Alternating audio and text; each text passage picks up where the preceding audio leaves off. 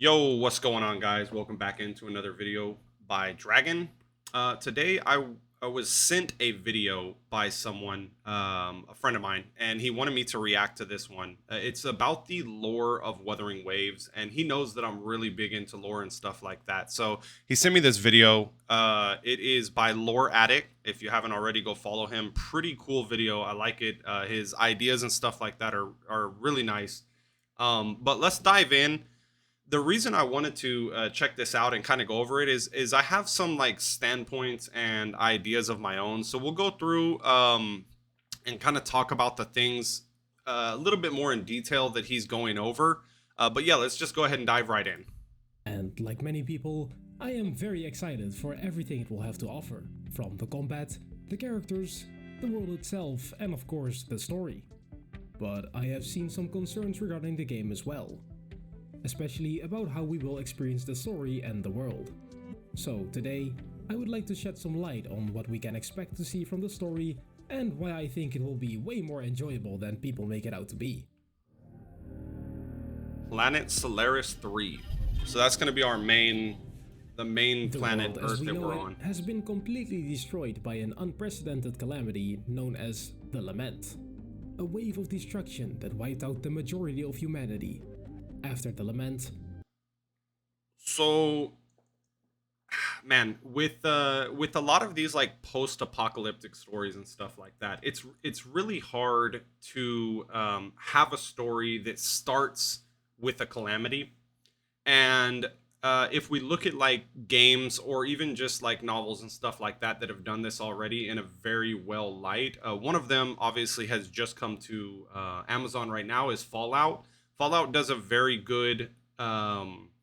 good job of story building, and or not story building but world building off of a post-apocalyptic world, and they make a lot of the characters very enjoyable.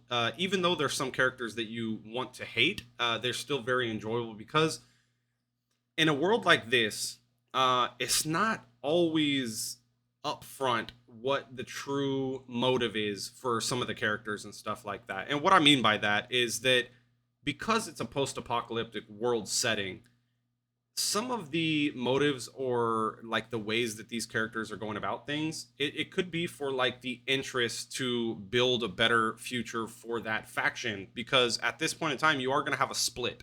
And I think it's pretty interesting what he's going to get into right here, and we'll dive in a little bit more on that, but I wanted to just bring up that portion before we get to this part.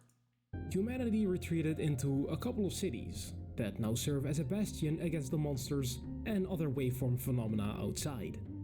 The waveform phenomena are anomalies in the world caused by the reverberation of the lament.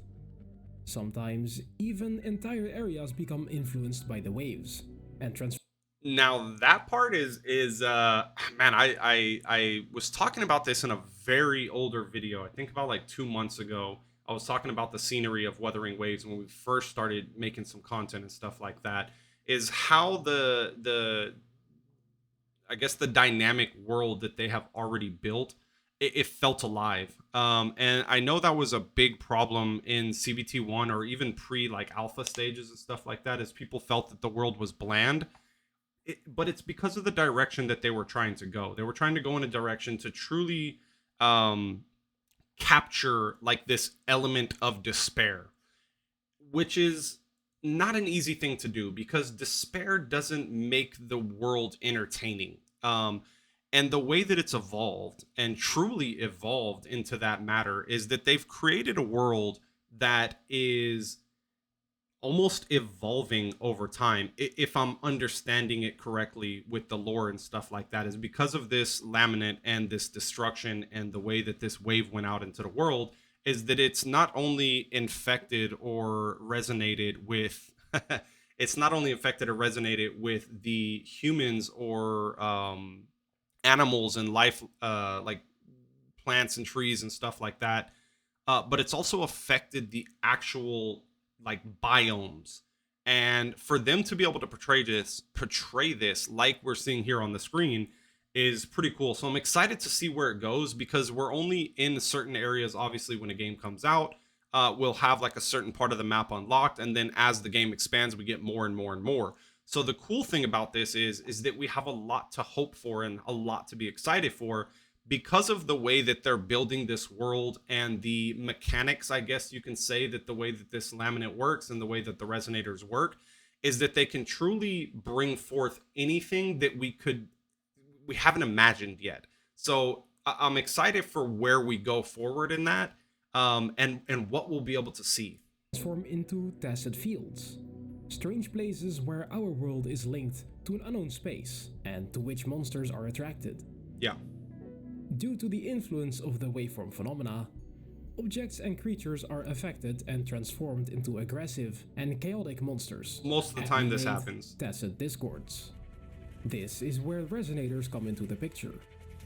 People with the ability to tune and manipulate their own frequency to be able to use special abilities and powers.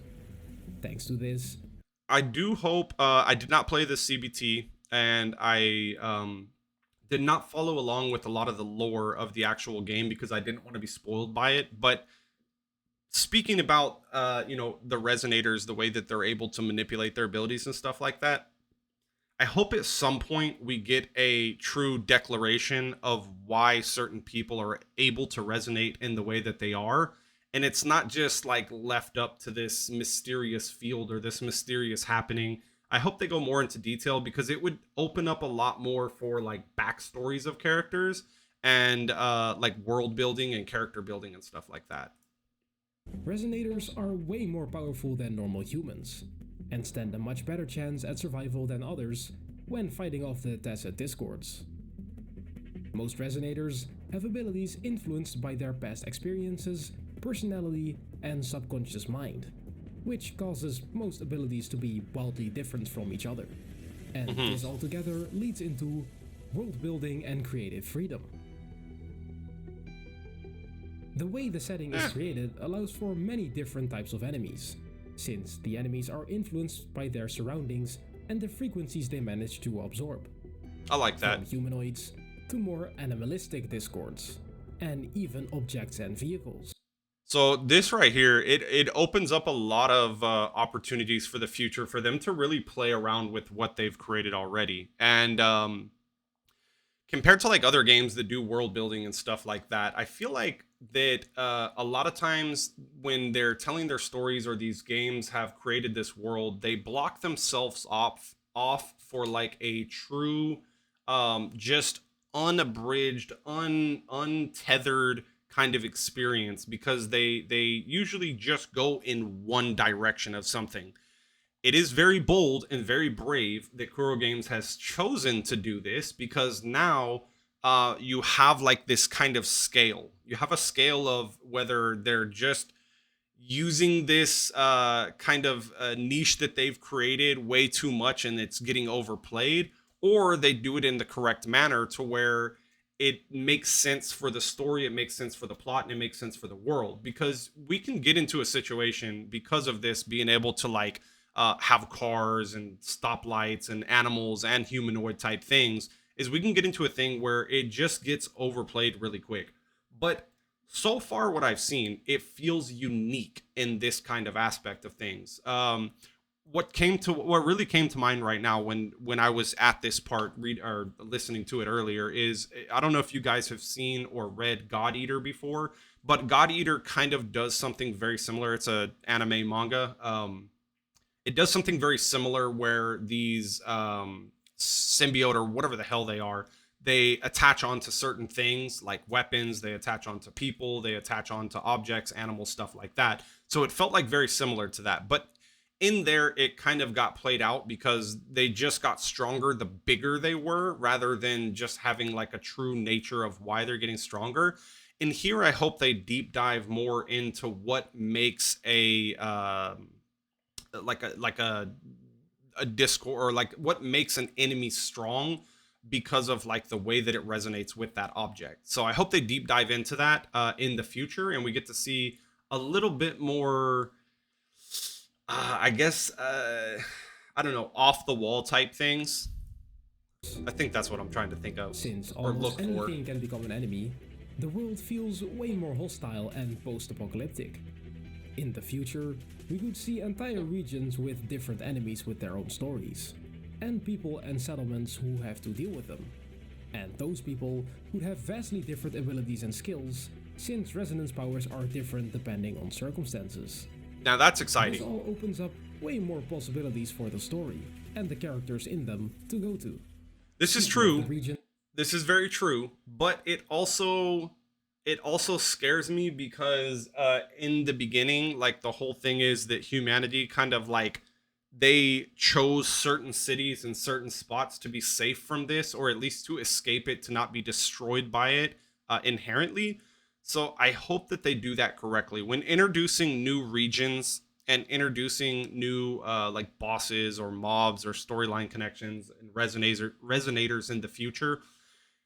I'm hoping that they stick true to what they've implanted into the world right now, and they don't just come up with BS stuff to just make it work because they want to push something in there. So far, I don't feel like they've done that. I feel like they've set up this concept for this post-apocalyptic world, and they've built on it very well.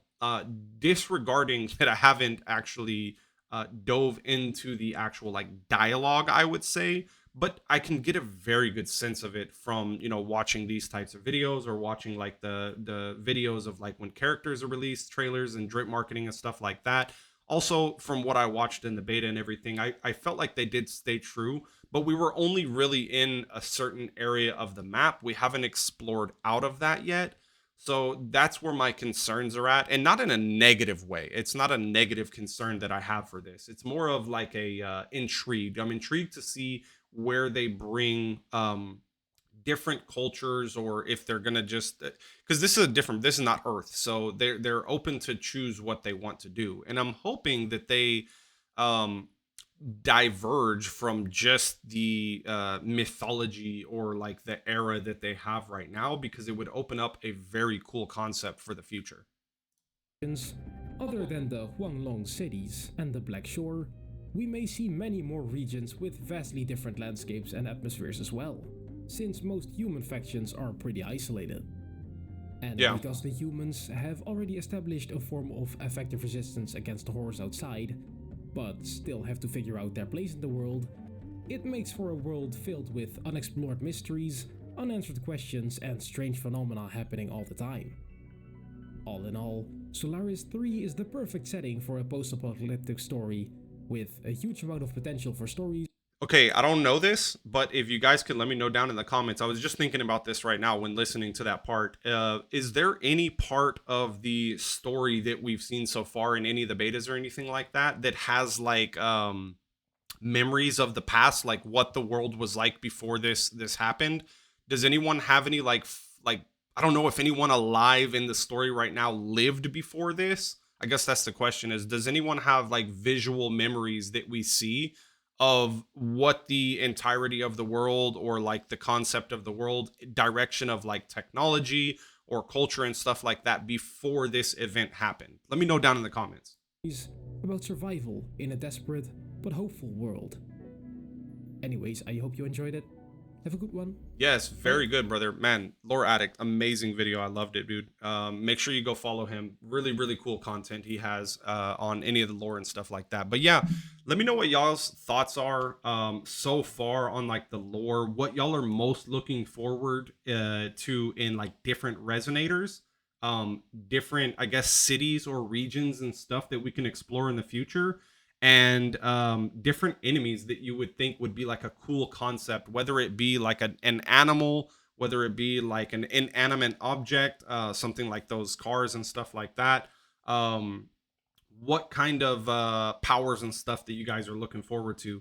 Anyways, thank y'all so much for stopping by. If you haven't already, please hit that subscribe button. We will be doing daily Wuthering Wave content, whether it is gameplay, whether it is guide building.